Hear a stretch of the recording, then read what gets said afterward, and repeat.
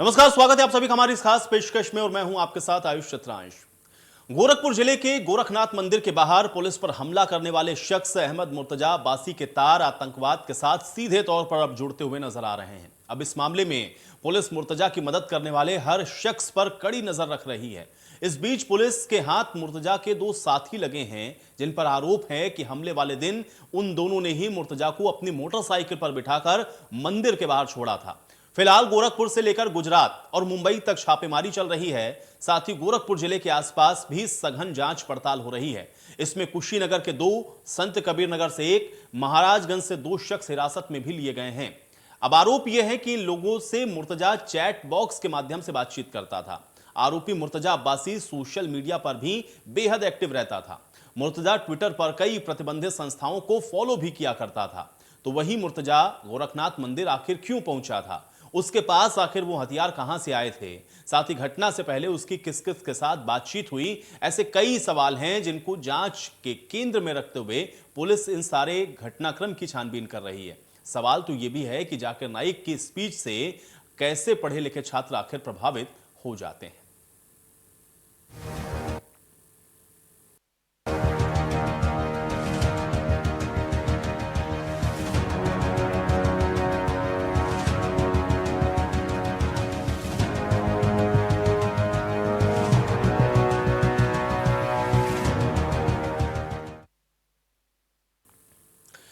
तो लगातार गिरफ्तारी के बाद आप देख रहे हैं कि कई बड़े खुलासे हुए हैं, चाहे उसके पास से साहित्य का बरामद होना जो कि प्रतिबंधित है एक तरीके से। जाकिर नाइक के साथ आप देखें कि जो संबंध उसके निकल रहे हैं क्योंकि उसको वो फॉलो किया करता था, और उसके साथियों की गिरफ्तारी होना इस कनेक्शंस को जोड़ रहा है। आतंकी इरफान के भाई गुफरान के साथ मुर्तजा के रिश्ते हैं, ये अब धीरे धीरे प्रूफ हो रहा है क्योंकि 2021 में गुफरान के संपर्क में मुर्तजा आया और गुजरात के साथ भी आप देख रहे हैं कि जो तार हैं वो मुर्तजा के इसीलिए जुड़े। इसके अलावा देवबंद में भी मुर्तजा पहले रह चुका है। देवबंद में भी आज उसके तमाम कॉन्टैक्ट्स हैं उसको खंगाला जा रहा है। एटीएस इसकी जांच इस एंगल से भी कर रही है और हैरान करने वाली बात यह है कि अब तो आईएसआईएस के साथ भी संबंध जुड़ते हुए दिखे हैं। 31 मार्च को देवबंद गया था गोरखपुर से मुर्तजा, यह भी अभी खुलासा हुआ है। और घटना को घटित करने के बाद पाकिस्तान मुर्तजा जाना चाहता था और कई बड़े खुलासे लगातार हो रहे हैं। कई ऐसे आपने देखा है, चाहे काशी विश्वनाथ मंदिर हो या फिर आप देखें कि अयोध्या का मंदिर हो, इन सब के नक्शे की बरामदगी होना भी मुर्तजा के साथ ये इन चीज़ों को स्टैब्लिश कर रहा है कि ये जो साजिश है बहुत लंबी थी। नेपाल से दुबई होते हुए पाकिस्तान भागने की जो तैयारी है मुर्तजा ने की थी और इसके जो कनेक्शंस हैं वो पाकिस्तान से लेकर के दुबई, नेपाल और आईएसआईएस तक ही जुड़ते हुए लगातार दिख रहे हैं। और इसलिए जो एटीएस है वो पूछताछ इन सारे जो कनेक्शंस हैं उनको जोड़ के कर रही है कि आखिर अभी इसमें और कौन कौन से लोग हैं जो कि शामिल हैं और आखिर इनकी जो बड़ी साजिश है वो क्या थी।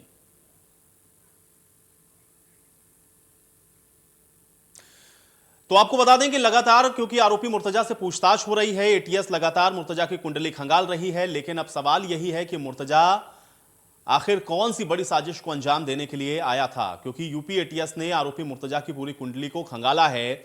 अब सनकी है, आतंकी है, क्या है, इस सारे घटनाक्रम की जांच अभी एटीएस फिलहाल कर रही है, लेकिन जो खुलासे हो रहे हैं वो बहुत हैरान करने वाले हैं। और आधार कार्ड पे मिलेनियम टावर नवी मुंबई का पता लिखा हुआ मिलना 2013 में ही, जो कि मिलेनियम टावर वाला जो फ्लैट है वो बिक चुका है, ये जानकारी आई। यूपी के 5 जिलों में मुर्तजा के कनेक्शन अभी एटीएस और तलाश रही है, क्योंकि सिर्फ गोरखपुर या फिर अन्य जगहों पर ही नहीं, 5 और जिले हैं जहां पर अब बताया जा रहा है किसके कनेक्शन हैं। मुर्तजा के घर के कमरे को सील कर दिया गया है जिसमें मुर्तजा रहता था। कल भी आपने देखा कि वहां पर जब एटीएस पहुंची है तो कुछ ऐसे सामान वहां से बरामद हुए हैं जिसको लेकर के वो अपने साथ गई। आईएसआई से जुड़े हुए कई वीडियो क्लिप भी और जाकिर नाइक के साथ भी उसको फॉलो करना, ये तमाम चीजें जुड़ रही हैं मुर्तजा के साथ। नक्शा बरामद होना, बैंक अकाउंट की डिटेल को लेकर के भी एटीएस जांच कर रही है कि हवाला के जरिए तो पैसा नहीं आ रहा था या बाहर से फंडिंग तो नहीं हो रही थी। अब मुर्तजा से जुड़े हुए कई लोगों को हिरासत में लेकर के जो पूछताछ है वो लगातार अभी एटीएस कर रही है। और अब देखना यह है कि इस पूरे घटनाक्रम में जो तार अभी तक जुड़ रहे हैं उसमें आगे खुलासा क्या होता है, क्योंकि ये बहुत अहम है। अब आप ये देखें कि एटीएस ने क्या क्या सवाल किए हैं। पहले इसको आपको हम बता देते हैं, तुम्हारा नाम क्या है? मुर्तजा, मुर्तजा अहमद अब्बासी, अल्लाह का बंदा। ये जवाब मुर्तजा के द्वारा दिया जाता है जब एटीएस उससे सवाल पूछती है। सवाल नंबर 2 देखिए, तुम्हारे पिता का नाम, तुम्हारा पिता क्या करते हैं? ये जब पूछा गया तो अब वो रिटायर हो चुके हैं और मैं उनके साथ रहता हूं, ये बात आरोपी मुर्तजा के द्वारा बताई जाती है। एटीएस तीसरा सवाल ये करती है कि आखिर तुम कितना पढ़े हो, और आई एम केमिकल इंजीनियर, ये जवाब भी देता है आरोपी मुर्तजा, जिसके साथ एटीएस पूछताछ अभी भी कर रही है। तुमने अरबी उर्दू कहां से सीखी है, एटीएस ने यह सवाल पूछा, तो कहा कि छोटा था घर पर सीखी, लेकिन अब यूट्यूब से सीख रहा हूं, ये एक बड़ी बात उसने कही।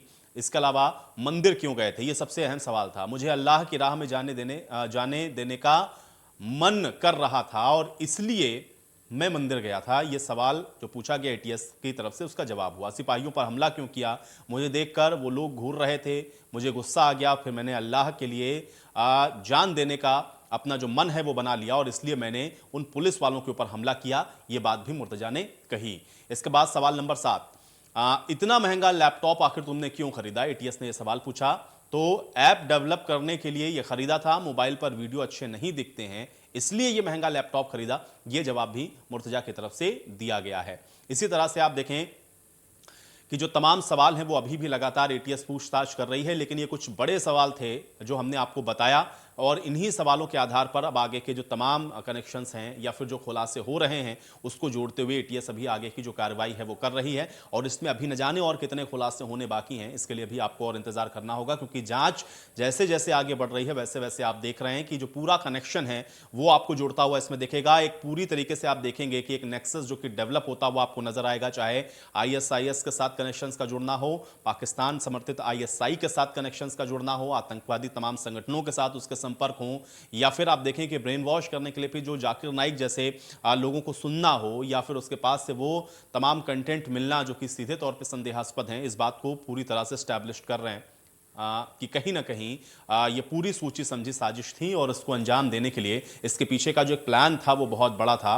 और इसलिए अब जब धीरे धीरे ये सारी चीजें जुड़ रही हैं तो ये दिख रहा है साफ तौर पर कि कहीं ना कहीं बड़ी किसी साजिश को अंजाम देने की फिराक में आरोपी मुर्तजा था। आज हम भी इसी पर चर्चा करते हैं। फिलहाल मेरे साथ लक्ष्मी नारायण जी जुड़ रहे हैं, रिटायर्ड आईपीएस अधिकारी हैं। लक्ष्मी नारायण जी, बहुत स्वागत है आपका।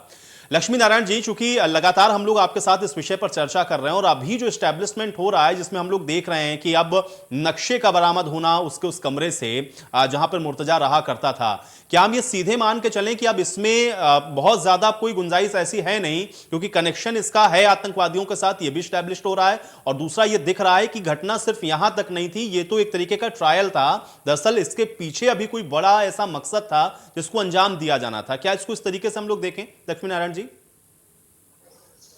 नहीं, बिल्कुल ठीक है। ये तो अभी क्या अंजाम करेगा अभी तो पता नहीं था और ना अभी इसका अभी रिवील किया है।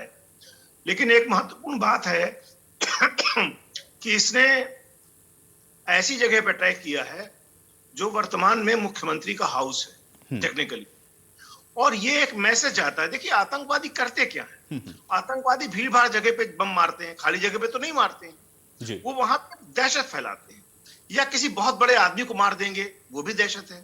तो ये जो गोरखनाथ मंदिर है ये वर्तमान में माननीय मुख्यमंत्री जी का पीठ है, तो वहां पर अटैक करना इस बात का एक मैसेज देना चाहता है अपने टेररिस्ट वर्ल्ड को, जो इनका आतंकवादी संसार होता है, कि हम बहुत बड़ी चीज हैं और हम बहुत बड़ा काम करने में सक्षम भी हैं जी। और इसीलिए ये इस विभिन्न प्रकार के आतंकवादी गतिविधियों और संगठनों से जुड़ा हुआ था। ये इसकी प्रोसेस में था, अभी ये परिपक्व नहीं हो पाया है, ऐसा मुझे लगता है। ये अभी जाता, लेकिन इसने जो ये घटना कर दी इसमें ये पकड़ा गया और अब कार्रवाई इस पर हो रही है। लेकिन फिर वही बात, जो मूल पे बात है कि अल्टीमेटली ऐसे लोग कैसे इस ट्रैप में फंसते हैं, और इस ट्रैप को आप समझने का जरूरत है, जबकि मैं पहले भी हिंट किया था कि ये ट्रैप शुरू होता है मदरसों से जी। ये ट्रैप का शुरुआत मदरसे, आप देखिए कोई भी आतंकवादी उठा के देख लीजिए, उसका कहीं ना कहीं कनेक्शन मदरसे से जरूर पाया जाएगा, क्योंकि वहीं से ही शुरुआत होती है जिहाद की, अल्लाह के राह पे कुर्बान होने की। ये सब जो बातें आती है ना, अल्टीमेटली ये मदरसे से निकलती है और फिर यही चीजें आगे बढ़ जाती हैं। तो इस चीज पे थोड़ा सा समझने की जरूरत है और इसको बहुत स्टडी करके एक एक्शन प्लान बनाने की जरूरत है, ताकि ऐसे लोग जो कि वास्तव में प्रॉमिसिंग हैं, अच्छे हैं, पढ़े लिखे हैं, वो इस ट्रैप में न गिरे।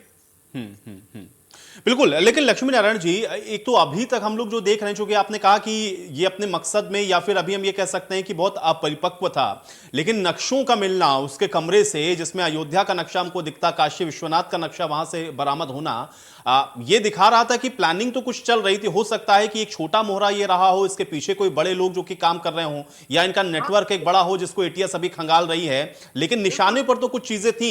ये सिर्फ एक तरीके का ड्रिल था जो कि हमको गोरखनाथ मंदिर में दिखा है। लक्ष्मी नारायण जी, हाँ, बिल्कुल ठीक कह रहे हैं आप, क्योंकि जिस तरीके से ये प्लान कर रहा था कि और चीजों को हम देखेंगे, अभी इसमें सफल हो जाता, आगे चला जाता, मान लीजिए पकड़ा नहीं जाता, तो इसका नेक्स्ट टारगेट अयोध्या होता या काशी विश्वनाथ होता। जी तो ये अपने को एक फोकस कर रहा है। मैंने कहा था, एक कल भी परसों की बात है, जी। मैंने ये भी कहा था कि बाय द वे एक कम्युनिटी ऐसी है इस संसार में जो टेररिस्ट को एग्जॉल्ट करती है, उसका हीरो वर्शिप पे ला खड़ा कर देती है, जी। उसका महिमा मंडन करती है। हम्म। अफजल गुरु के जनाजे में कितने लोग गए थे, ये हम सबने देखा ही है। जी जी जी। तो ये जो महिमा मंडन है, इस महिमा मंडन करने के लिए आदमी अपने को हीरो बनाना चाहता है, और इससे बढ़िया क्या तरीका हो सकता था कि गोरखनाथ मंदिर, अयोध्या, काशी विश्वनाथ में वो अपने को दिखा देता कि मैं बहुत बड़ा टेररिस्ट हूं। तो वो कारण कुल इतना ही है। हो सकता है कि इस संगठन का बाद में एचओडी बन जाता, हेड ऑफ द डिपार्टमेंट बन जाता। तो प्रश्न उठता ये है कि इसके टारगेट्स तो बड़े ही खतरनाक थे। अब ये पकड़ा गया, इस पे कार्रवाई होनी चाहिए। और लेकिन जो मूल बात है, जो मैं फिर कहना चाहता हूं कि इस पे थोड़ा ध्यान देना चाहिए कि क्यों लोग ट्रैप हो रहे हैं। लेकिन लक्ष्मी नारायण जी, ये तो बड़ा क्योंकि आप तो उस व्यवस्था के अंदर रहे हैं भाई, अगर मदरसे के अंदर आपको लग रहा है कि इस तरह से आपत्तिजनक जो चीजें हैं वो हो रही हैं, क्योंकि हम लोगों ने पहले भी देखा कि वहां से तमाम अब ये गन्स का मिलना या फिर इस तरह की चीजें जो कि मदरसे में उसका कोई काम नहीं है, लेकिन अगर अभी उस पर कोई एक्शन शुरू हो जाए तो फिर उस पर भी दूसरी तरीके का आप रिएक्शन देखते हैं कि देखने को मिलता है, और इसको पूरी तरह से आप कट ऑफ कैसे करेंगे? मतलब कोई रास्ता तो इसका होना चाहिए ना Lakshmi Narayan. It is very simple. आपने डिस्कशन शुरू कर दिया है, बहुत ही हेल्दी डिस्कशन होगा। देखिए, सबसे बड़ी बात क्या है कि धार्मिक शिक्षा का अधिकार माइनॉरिटीज को संविधान में दिया गया है जी। अनफॉर्चुनेटली ये मेजॉरिटी को नहीं दिया गया है। अब क्यों नहीं दिया गया, ये तो संविधान निर्माता जाने। लेकिन मेरा कहना यह है कि देश एक है, इसमें आप मेजॉरिटी माइनॉरिटी करके क्यों लोगों को डिवाइड करें हैं? पहली बात तो ये विषय ही वस्तु बंद हो जाना चाहिए। माइनॉरिटी किस बात का? हर आदमी यहाँ देशवासी है, देश का नागरिक है, सबको समान अधिकार प्राप्त है, इसमें किसी अन्य चीज की जरूरत क्या है? लेकिन जब ये एस्टेब्लिश होता चला जा रहा है कि मदरसे सोर्स हो गए हैं टेररिज्म को पैदा करने के, हेट्रेड पैदा करने के, जिहाद पैदा करने के, तो इनको रोक करके इनको मुख्य शिक्षा की धारा में जोड़ने की जरूरत है। आप खोलिए कॉलेज, मैं कॉलेज खोलने को मना नहीं करता, लेकिन क्या पढ़ाया जाएगा ये तो सरकार निश्चित करे कम से कम। कि आप कल को कहें कि मैं स्कूल खोलूंगा, उसमें बम बनाना सिखाऊंगा, आप खोल सकते हैं ना। मतलब तो प्रश्न उठता है कि जो करिकुलम है that should be secular, that should be decided by the government. शिक्षा विभाग द्वारा ये फाइनली तय हो जाना चाहिए, फिर आप पढ़ाइए, फिर कोई दिक्कत नहीं। दिक्कत इसीलिए है क्योंकि वहां पे एक्चुअल शिक्षा दी नहीं जाती। आप चाहे किसी भी मदरसे, लेकिन लक्ष्मी नारायण जी, फिर इसमें यह है कि भाई अगर धार्मिक शिक्षा मदरसे के अंदर आप दे रहे हैं तो ये सरकार कैसे निर्धारित करेगी कि आपको यही धर्म के बारे में पढ़ाना है? मतलब आप उसको साइंस भी तो पढ़ाइए, आप उसको आर्ट्स भी पढ़ाइए, आपको हिस्ट्री पढ़ाइए, सोशियोलॉजी पढ़ाइए, और धार्मिक शिक्षा के नाम पे एक पीरियड उसका भी रख लीजिए, तब दिक्कत नहीं आएगी। लेकिन दिक्कत क्या है कि पूरे के पूरा दिन सिर्फ एक ही चीज पढ़ाई जाती है, अल्लाह अकबर। ये महत्वपूर्ण है। बिल्कुल। लेकिन अब इस विषय को थोड़ा सा और लक्ष्मी नारायण जी आगे बढ़ाएंगे आप, क्योंकि अभी तक जो हम लोग देख रहे हैं या इसमें एटीएस जिस तरह की कार्रवाई कर रही है, क्या आपको लग रहा है, क्योंकि अभी 3-4 लोगों को और भी इस सिलसिले में गिरफ्तार किया गया है जो कि उसके साथ रहे या उसके साथ जो उसके डेवलपमेंट या जो कनेक्शन रहे या जुड़े रहे, क्या अभी इसमें लग रहा है कि और भी कुछ बड़े खुलासे होने की उम्मीद है? क्योंकि जिस तरह से चीजें हम लोग देख रहे हैं डेवलप होती हुई, कुछ अभी ऐसा है जो बड़ा चौंकाने वाला आपको लगता है कि उसका खुलासा होने की संभावना है लक्ष्मी नारायण जी? देखिए, मेरे एक्सपीरियंस के मुताबिक तो बहुत ज्यादा कोई खुलासा नहीं होगा। ये जरूर होगा कुछ कनेक्टेड लोग इसमें पकड़े जाएंगे और उनके माध्यम से कुछ बरामदगी वगैरह भी हो जाएगी और कुछ चीजें आ जाएंगी। लेकिन अभी फिलहाल अभी कुछ ऐसा मुझे दिखता नहीं है, क्योंकि जो इससे कनेक्टेड लोग हैं वही पकड़े गए हैं, और वो कैसे कनेक्शन में आए, उनका कौन हैंडलर है। एक्चुअली अगर हैंडलर पकड़ में आ जाएगा तो काफी चीजें और रिवील हो जाएंगी। बिल्कुल, लेकिन लक्ष्मी नारायण जी, क्योंकि अभी हम लोगों ने देखा, क्योंकि इसको तो गिरफ्तार कर लिया गया, लेकिन स्लीपर सेल वाला भी जो एक एंगल इसमें था, क्या हम ये मान के चलें कि अभी धीरे धीरे, क्योंकि अभी जो चुनाव खत्म हुए या जिस तरह की का एक माहौल बन रहा था, कहीं उसको भी एक्टिव करने के तौर पर भी इसको क्या देखा जाए कि उन चीजों को एक बार फिर से कहीं भड़काने की, या उन लोगों को एक्टिव किया जा रहा है कि आप कुछ ऐसा करिए, उसकी भी एक कड़ी हो सकता है मुर्तजा? नहीं, डेफिनेटली डेफिनेटली, क्योंकि बीजेपी का विन जो है वो कहीं ना कहीं पे एक कम्युनिटी के लिए बड़ा शॉकिंग हो गया है। तो वो जो ग्रुप है वो तो यही चाहता है कि ऐसी सरकारें बनी रहें जो हमको ही बढ़ावा देती रहें, और अगर हमारा कोई आदमी मर जाए तो फिर आंसू भी बहाएं। हमने तो देखा है, मतलब कि बाटला हाउस कांड में कुछ लोगों के आंसू भी निकल आए थे। तो ऐसे लोगों के लिए ही लोग रहते हैं, ऐसे लोगों को सपोर्ट भी करते हैं। तो इन लोगों के लिए तो ये शॉकिंग था, और ये कोशिश यही करेंगे कि किसी तरह से जो है एक दहशतगर्दी पैदा हो, लोगों के मन में भय पैदा हो, और कानून व्यवस्था के नाम पर जो है सरकार को पब्लिक जो है अंत में कोसे। तात्पर्य उनका कुल इतना ही है, to how to create land and order. बिल्कुल, लेकिन अभी अलर्टनेस आपको लगता है कि खासतौर से जो नक्शे बरामदगी उसके पास हो रही है, इसको लेकर के अभी और ज्यादा बढ़ेगी, और ये जांच अभी और किस तरह से आगे और बढ़ती हुई आपको लग रहा है कि वहां पर भी अभी हो सकता है कि कुछ कनेक्शंस इसके डेवलप करने की कोशिश एटीएस के द्वारा की जाए? हाँ, ये बात हो सकती है कि जैसे इसने गोरखपुर में अटैक किया, ऐसा ही किसी और को डिप्यूट किया गया हो अयोध्या के लिए, या किसी और को डिप्यूट किया गया हो काशी विश्वनाथ के लिए। जी। तो इन सब चीजों के लिंकेज के लिए मैंने कहा ना कि हैंडल अगर हाथ में आ जाएगा तो बहुत चीजें और पता चल जाएंगी। बिल्कुल, लेकिन लक्ष्मी नारायण जी, अब आते हैं उसी विषय पर, क्योंकि ब्रेन वॉश वाली जब हम लोग स्थिति देखते हैं, क्योंकि ये ऐसा नहीं कि कोई पहला केस है, एक पूरी हम लोगों ने देखा और इस समय सोशल मीडिया पे भी बड़ा वायरल हो रहा है, उसमें वो तमाम बड़े चेहरे हैं जिनको हम लोग आतंकवादी के तौर पे जानते हैं, लेकिन सबका अगर आप क्वालिफिकेशन देखेंगे तो सब कहीं ना कहीं कोई पीएचडी है, कोई आईआईटी ग्रेजुएट है, आप किसी ने डॉक्टर्स की पढ़ाई की हुई है। ये ब्रो ब्रेन वॉश हो रहा है, क्या ये सिर्फ इतना ही भरा है कि कोई कोई कंटेंट देख ले रहा है या मदरसे में पढ़ ले रहा है इसलिए उसका ब्रेन वॉश हो जा रहा है, या इसके पीछे आपको लग रहा है कि कोई और भी बहुत बड़ी चीजें हैं जो काम कर रही हैं, जिसको एक एक करके हमको स्टेप बाय स्टेप काउंटर करना पड़ेगा, या उसको हमको कट ऑफ करना पड़ेगा? नहीं तो ये तो आज एक को पकड़ा है, कल इस तरीके के न जाने कितने मुर्तजा या इस तरीके के और न जाने कितने शख्स हैं जिनको हम लोगों को गिरफ्तार करना पड़ेगा, या वहां पर हमको एक्सरसाइज करनी पड़ेगी। कैसे रोकेंगे? सिर्फ क्या मदरसे पे मजहबी शिक्षा या फिर वहां पर जो हो रहा है उस पर रोक लगाकर, या कुछ और भी करना चाहिए? देखिए, ये जो इनका जो इन्फ्यूजन होता है बचपन से कर दिया जाता है, और वो बचपन का जो पीरियड होता है वो मदरसे में ही गुजरता है। मैं बार बार कहता हूं कि मदरसा 70% जिम्मेदार है हमारे देश की दहशतगर्दी के लिए। बाकी चीजों के लिए मैंने कहा ना कि जैसे फ्रांस में किया है कि हर व्यक्ति को उनके ही कॉलेज में जाके पढ़ना है, आप घर में शिक्षा नहीं दे सकते।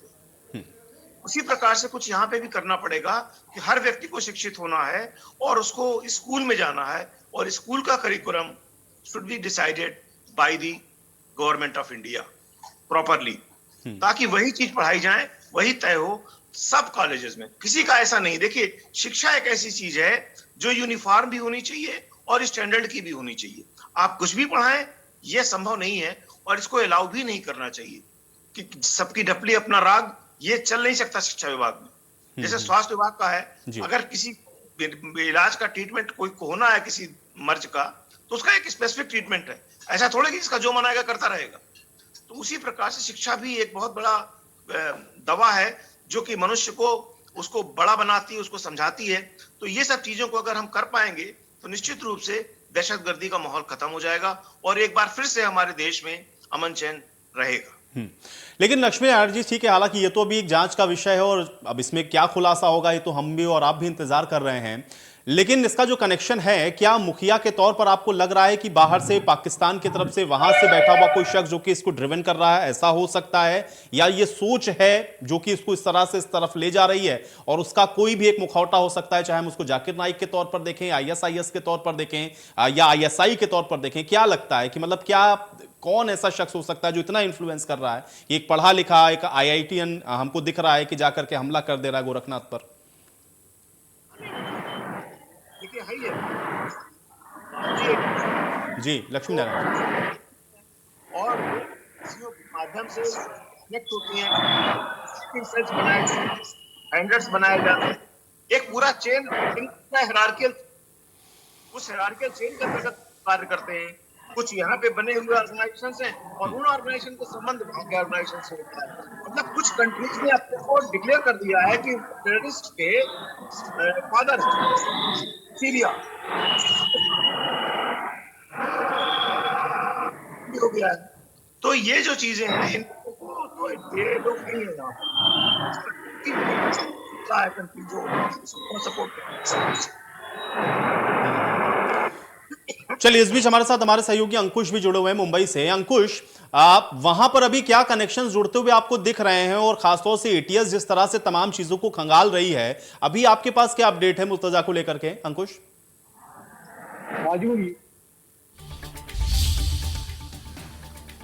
तो चलिए अंकुश, मैं आपके पास आऊंगा। एटीएस ने अभी मुर्तजा की कुंडली को खंगालना शुरू कर दिया है और मुर्तजा के मुंबई की कुंडली भी एटीएस खंगाल रही है। ये बड़ी जानकारी है। आधार कार्ड पर मिलेनियम टावर नवी मुंबई का पता लिखा हुआ मिला था। 2013 में ही मिलेनियम टावर वाला जो फ्लैट है वो इसका बिक गया था, लेकिन पता आधार कार्ड पर अभी भी वही था। आरोपी मुर्तजा के घर के कमरे को हालांकि सील कर दिया गया है और एटीएस मुंबई भी अब लगातार इस पूरे घटनाक्रम को बड़ी माइन्यूटली ऑब्जर्व कर रही है कि आखिर वहां से भी जो कनेक्शन है वो क्या है। अंकुश हमारे साथ लगातार बने हुए। अंकुश, मुर्तजा के मुंबई की कुंडली भी एटीएस खंगाल रही है, क्या वहां से कनेक्शन जुड़ता हुआ दिख रहा है? और ये मिलेनियम टावर नवी मुंबई का जो पता लिखा हुआ मिला, इसको लेकर के भी क्या अपडेट है अभी आपके पास?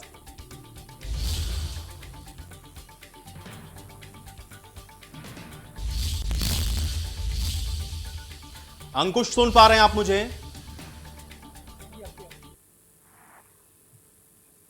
आपकी आवाज आ रही है? जी जी अंकुश, अभी जो कनेक्शन है एटीएस के, वहां पर क्या जुड़ते हुए आपको नजर आ रहे हैं? क्योंकि मुंबई की कुंडली भी खंगाली जा रही है, नवी मुंबई मिलेनियम टावर का भी एक पता जो कि उसके आधार कार्ड पर मिल रहा है। अपडेट क्या है इस पूरे घटनाक्रम में अभी आपके पास? जी, सोमवार के दिन यूपी एटीएस मुंबई पहुंची थी और लोकल पुलिस स्टेशन की मदद से वो सीधे नई मुंबई के उस घर पर गई थी जहाँ पर मुर्तजा अब्बासी रहता था। मुर्तजा नई मुंबई की दो जगह पर रहता था। 2013 से लेकर 2017 के बीच में वो नई मुंबई के सानपारा इलाके में रहता था, जहाँ पर अभी भी उसका एड्रेस उसी आधार कार्ड पर उसी एड्रेस का मौजूद है।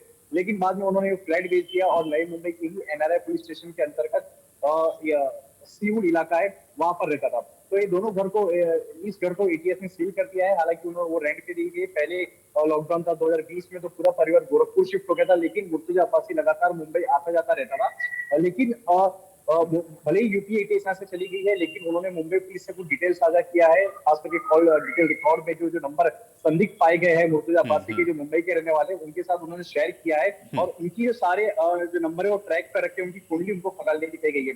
इस बीच आपको ये भी बता दें कि जो बात सामने आई है कि मुर्तजा अब्बासी जाकिर नाइक से प्रभावित था। जाकिर नाइक का जो फाउंडेशन है उसका हेडक्वार्टर मुंबई में था। तो इस बात पे भी इस एंगल से पता लगाने की कोशिश कर रही है मुंबई पुलिस की मदद से एटीएस, यूपी एटीएस, के आखिरकार जाकिर नाइक के फाउंडेशन या फिर जो उसकी संस्था है उसके किन लोगों के संपर्क में था, कहीं वो जाता तो नहीं था, आखिरकार इससे प्रभावित किस तरीके से हो गया। क्योंकि जिस तरह से लैपटॉप लिया है, उसके वीडियो देखता था, तो इसमें कोई दो राय नहीं होगी कि उसके संपर्क में जाता था। तो इस सारे एंगल, इस सारे पहलू को भी बिल्कुल, कुल मिला के अंकुश, ये तमाम ऐसे पहलू हैं जिस पर एटीएस अभी अपनी जो नजर है वो बनाए हुए है। बहुत शुक्रिया आपका अंकुश हमारे साथ जुड़ने के लिए, और लक्ष्मी नारायण जी आपका भी बहुत शुक्रिया हमारे साथ जुड़ने के लिए। और इसी के साथ इस खास पेशकश में मेरे साथ फिलहाल इतना ही।